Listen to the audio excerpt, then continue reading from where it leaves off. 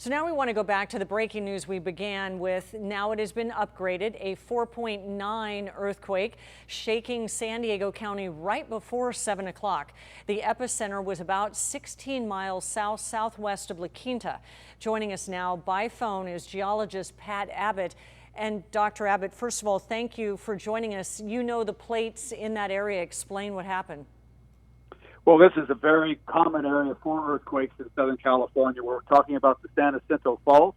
That's the fault that runs on the west side of the Salton Sea, up right near Borrego Springs, and then heads on up and ultimately merges with the San Andreas Fault in San Bernardino. So this is a common earthquake to get from there. The good news is for that portion of the area, lots of earthquakes of these size, 4.9, something we can feel, and a lot of aftershocks here right away, too, of 3/6, some other things big enough to feel. The good news is this particular area is famous for lots of earthquakes we feel, but it hasn't generated a really destructive one in a long, long time.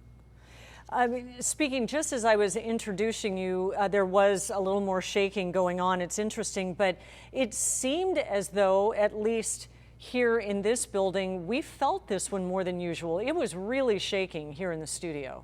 Any explanation for that?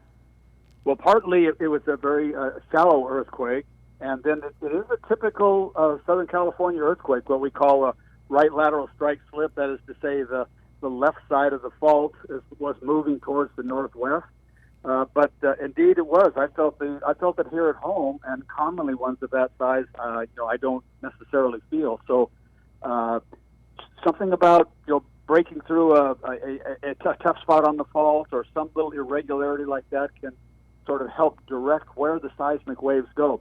We use this example all the time, this little metaphor of like taking a rock and throwing it in the water and then watch the waves go away from it. That doesn't really work for an earthquake in the sense that the waves going away from the movement are not equal in all directions.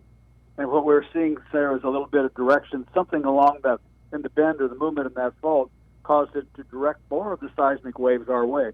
Like I say, usually from that area when we get this earthquake, it's not felt as widely through San Diego as the one we just experienced. Certainly not. What do you want people to know? I think just another day in Southern California. I mean, really, with what we're living through now, it's kind of nice to have a break of a familiar, we say, small-scale natural disaster. So maybe we just enjoy that and take our mind off of the other things that are going on all around us. And only you could describe it like that. The expert in the field. Always appreciate your expertise and your time explaining. It's pretty jittery when something like that happens, and so you make us feel better. Thank you, Dr. Abbott.